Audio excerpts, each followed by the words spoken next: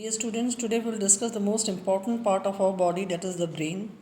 The brain is actually present in our central nervous system. It's a part of the central nervous system and it plays important role in regulating all the activities of our body.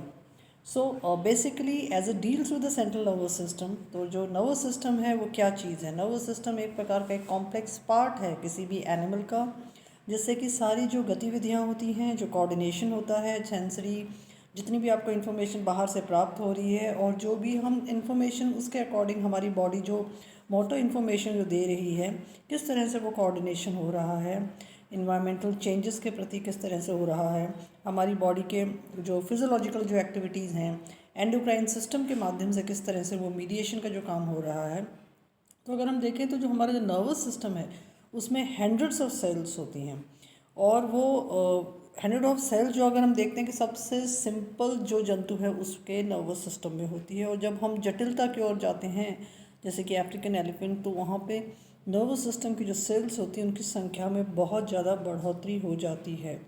तो ये जो neuroscience है, जो neuroscience जो एक तरह की field है, एक हम कह सकते हैं कि साइंस की एक फील्ड है जो कि फोकस करेगी जितनी भी स्टडी है कि भी नर्वस सिस्टम जो है वो किस तरह से है, सेंट्रल नर्वस सिस्टम किस तरह से, पेरिफेरल नर्वस सिस्टम में क्या रोल प्ले होता है हमारे नर्वस सिस्टम का, तो वो सारा का सारा हिस्सा आएगा न्यूरो साइंस में।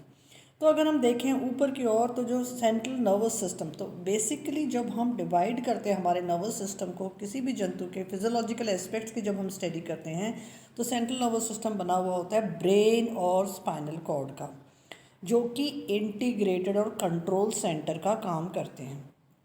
फिर हम देखते हैं कि जो सेंट्रल नर्वस सिस्टम है इसको हम फिर डिवाइड कर देते हैं into our peripheral nervous system. तो जो नर्वस सिस्टम है पहले वो सेंट्रल नर्वस सिस्टम का हिस्सा बन जाता है या फिर आपका पेरिफेरल नर्वस सिस्टम बन सकता है। पेरिफेरल मतलब जो बाहर की ओर है, जो सेंट्रल पोजीशन में नहीं है।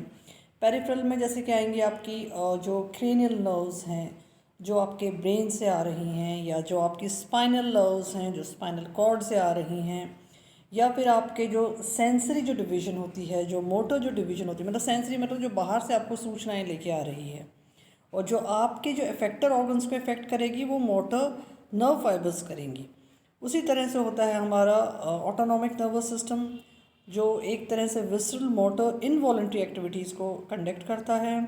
ये सिंपैथेटिक प्रकृति का भी हो सकता है, पैरासिम्पैथेटिक प्रकृति का भी हो सकता है।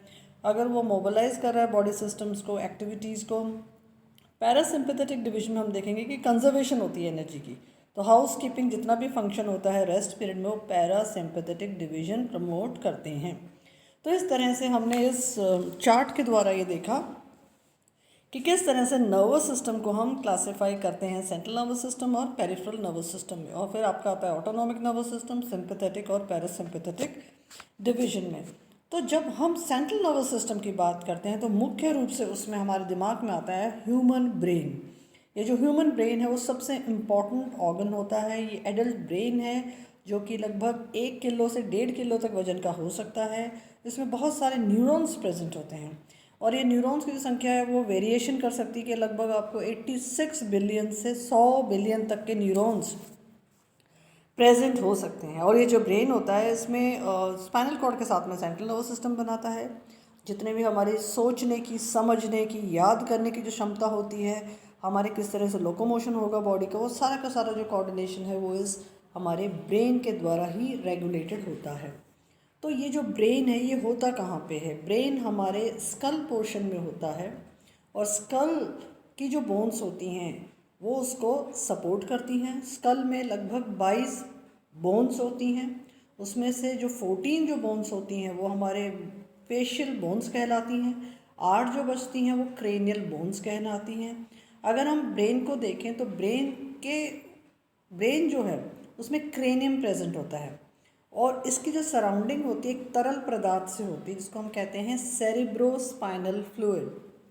ये तरल पदार्थ सर्कुलेट करता है स्कल में और स्पाइनल कॉर्ड में, वो उन जगहों को फिलअप करता है जो खाली हैं ब्रेन की।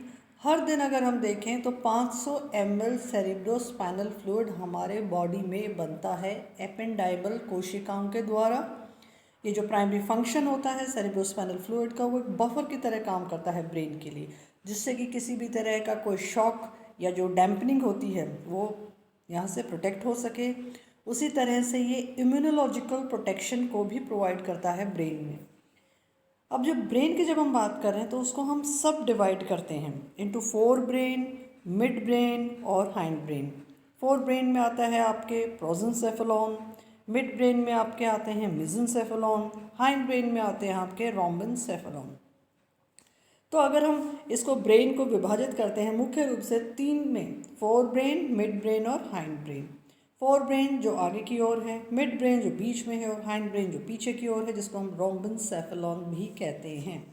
तो अगर हम फोर ब्रेन की बात करें जिसको हम प्रोजेंसेफेलॉन कहते हैं, तो इसको हम और विभक्त कर सकते हैं इनटू टीलेंसेफेलॉन और डायंसेफेलॉन। जो टीलेंसेफेलॉन होता है उसके तीन हिस्से होते हैं, सेरेब्रल कॉर्टेक्स, कॉर्पस स्ट्राइटम और राइनसेफेलॉन। और उसी तरह से डायंसेफेलॉन के थैलेमस, हाइपोथैलेमस, एपिथैलेमस और मेटाथैलेमस होते हैं। अब अगर हम मिड ब्रेन की बात करें तो उसमें सेरेब्रल पेडेंकल और टेक्टम प्रेजेंट होते हैं। और उस तरह से जो सेरेब्रल पेडेंकल होता है वो टेगमेंटम और सबस्टेंशिया नाइग्रा और बेसिस पेडेंकल का बना हुआ होता है। टेक्टम बना हुआ होता है सुपीरियर कैलिकुलस और इन्फीरियर कैलिकुलस का। हाइंड ब्रेन रोम्बेनसेफेलॉन, मेटेनसेफेलॉन और माइलिनसेफेलॉन का बना हुआ है। मेटेनसेफेलॉन सेरेब्रम और पोन्स का बना हुआ है और माइलिनसेफेलॉन मेडुला ऑब्लिगेंटा का बना हुआ है।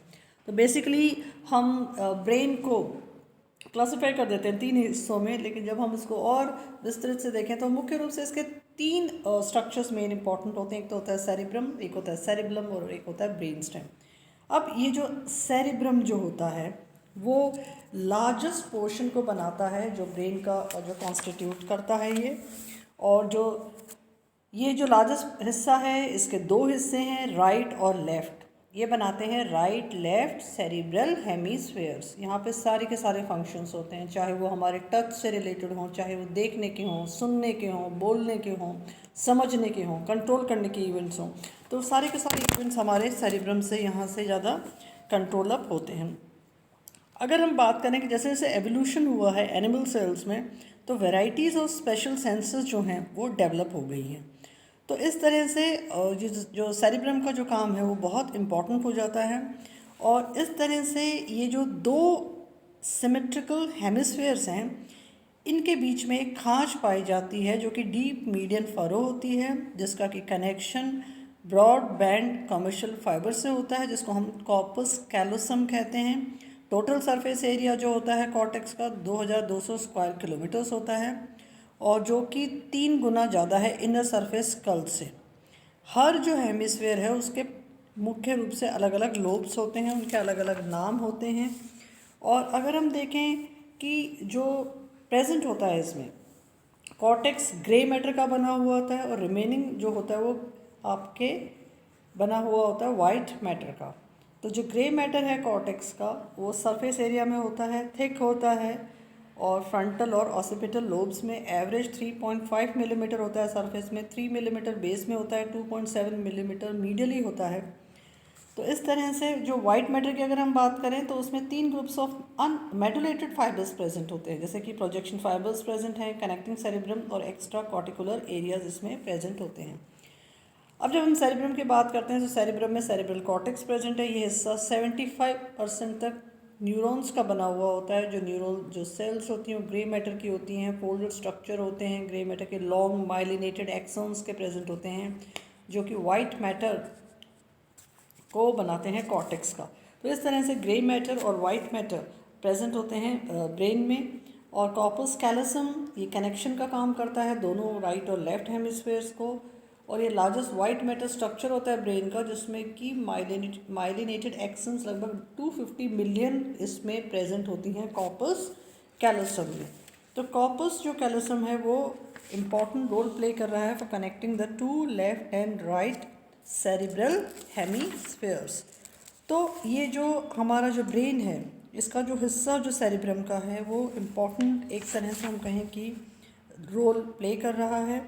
और इसके जो एरियाज़ और जो सेंटर्स होते हैं वो अलग अलग होते हैं, जैसे कि हम देख सकते हैं लोब्स में कि फिशर्स इसको डिवाइड करते हैं। जैसे कि फ्रंटल लोब आगे की ओर जो है वो येलो कलर में जो दिखाई दे रहा है that is the frontal lobe. उसी तरह से उसके बाद में हमें दिखाई दे रहा है पिंक कलर का नीचे की ओर, दैट इज़ टेम्पोरल लोब।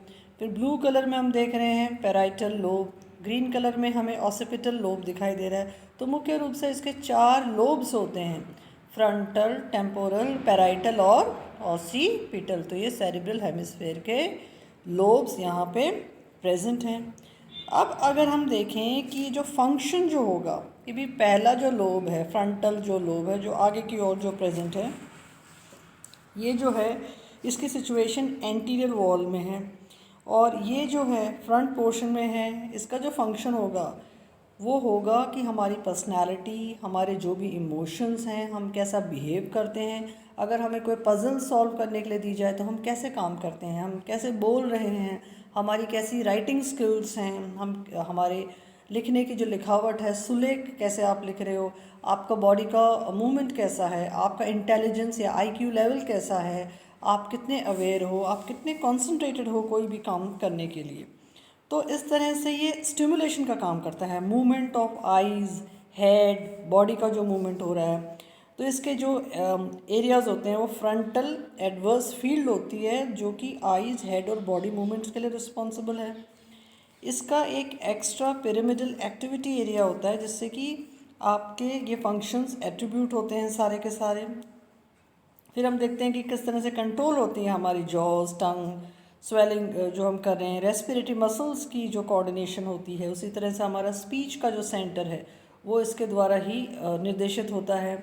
इस तरह से हमारी जो आइज़ की जो मूवमेंट है, हमारी आई बॉल्स की जो मूवमेंट्स हैं, कैसे हमारी आईलिड्स ओपन होंगी, क्लोज होंगी, डायलेशन होगा प्यूपल्स का, लैक्रिमेशन होगा, ये सारी की सारी चीज़ें यहाँ से कंट्रोल अप होती हैं, जो कि हमारा फ्रंटल लोब का जो पोर्शन होता है। उसी तरह से अगर हम देखें कि जो फंक्शंस जो होंगे इसके, ये हमारे एक तरह से सेंसरी जो इम्पल्सेस उनका कोरिलेशन का काम करता है और हेल्प करता है हमारा बेटर रिस्पॉन्स जो कि हम डेवलप कर पाएँ इसके द्वारा। तो जो चीफ मैनिफेस्टेशंस होते हैं कि अगर ये भी देखा गया कि ये कार्य जो संपन्न कर रहे हैं, हमारा जो सेल्फ कंट्रोल है, हमारी जो मेमोरी है, हमारा जो इनिशिएटिव लेने का जो काम होता है, हमारा किस प्रकार से हम सोशल बिहेवियर करते हैं, हम टाइम और स्पेस को कैसे इंपॉर्टेंस दे रहे हैं, तो ये सारी की सारी चीज़ें हमारे इस इम्पॉर्टेंट लोब से होती है। इसको हम ये भी कह सकते हैं कि ये सीट ऑफ इंटेलिजेंस है, कि और ये हमारा ऑर्गन ऑफ माइंड है जिसको हम सीट ऑफ इंटेलिजेंस कहते हैं। और ये जो सीट ऑफ इंटेलिजेंस है, इसकी वजह से ही हमारी मेमोरी, हमारा कंट्रोल, हम याद रखने की हमारी क्षमता, हम कोई चीज़ प्रिडिक्ट कर पाते हैं, हम कोई चीज़ फोरकास्ट कर पाते हैं, तो ये हमारा इम्पॉर्टेंट होता है। नेक्स्ट जो इम्पॉर्टेंट जो लोब है वो पैराइटल लोब है, और ये पोस्टीरियर वॉल में हमें दिखाई देता है, सेंट्रल सर्कस और पोस्ट सेंट्रल गैरस के बीच में दिखाई देता है। और इससे हम भाषा के ऊपर पकड़ बना पाते हैं, शब्दों के ऊपर पकड़ बना पाते हैं। तो हम उस चीज़ को लैंग्वेज, सेंटेंसेस, वाक्य बनाने, उसी तरह से कभी हमें पेन महसूस हो रहा है, दर्द हो रहा है, हम कोई चीज़ टेम्परेचर से related, whether it is very hot या कोल्ड, अगर हम उसको देख टच से अनुभव कर पा रहे हैं। उसी तरह से हम देखने की क्षमता, सुनने की जो क्षमता होती है, हम विजुअली कोई चीज़ देखते हैं, वो इसके द्वारा नियंत्रित होती है, जिस एरिया को हम कहते हैं पैराइटल लोब। तो जो पैराइटल लोब है वो इम्पॉर्टेंट रोल प्ले करता है, जिससे हम टेक्टाइल लोकलाइजेशन कर सकते हैं, हमें एरिया का पता लग जाता है कि हम किस तरह से मूवमेंट कर पा रहे हैं, हम अप्रिशिएट कर पाते हैं किसी भी चीज़ को, साइज़ को, शेप को, टेक्सचर को, वेट को, हम डिफरेंट स्टिमुलई को, मतलब चाहे वो आपके कोल्ड है, हॉट है, जो स्टिमुलस है, एनवायरमेंटल स्टिमुलस है, आप उसको फील कर पाते हो, तो वो पैराइटल लोब के द्वारा ही संभव हो पाता है। उसी तरह से नेक्स्ट जो आता है वो आपके है ऑसिपिटल लोब, जिससे हम विभिन्न प्रकार के जो रंग हैं, जैसे कि ग्रास का ग्रीन कलर है, या लाइट किस तरह की आ रही है, तेज़ आ रही है, कम आ रही है रोशनी, या किसी भी जंतु का मूवमेंट बहुत फास्ट है, स्लो है, तो ये सारी चीज़ें जब हम इंटरप्रेट कर पाते हैं तो वो इंटरप्रिटेशन हमारे ऑसिपिटल लोब के द्वारा होता है। इसको हम विजुअल सेंसरी या विजुअल साइकिक भी कह सकते हैं। तो इससे हम एक चीज़ को नियंत्रित कर सकते हैं। उसी तरह से आता है हमारे टेम्पोरल लोब। टेम्पोरल लोब हमारा इम्पॉर्टेंट होता है मेमोरी के लिए, हेयरिंग के लिए और लैंग्वेज को समझने के लिए। सेंटर फॉर हेयरिंग के लिए इम्पॉर्टेंट है ये एरिया कि हम सुनते हैं, इससे अनुभव करते हैं चीज़ों को, जो भी चीज़ हमें सुनाई दे रही है इन वाइब्रेशंस के रूप में जो आ रही है। उसी तरह से आप किस तरह से सीक्वेंस करते हो कोई भी चीज़ों का, एक के बाद एक जो हमारे दिमाग में इवेंट्स जो हैं ऑर्गेनाइज होते हैं। तो ये किसी भी भाषा को समझने की जो क्षमता होती है वो टेम्पोरल लोब के द्वारा ही होती है।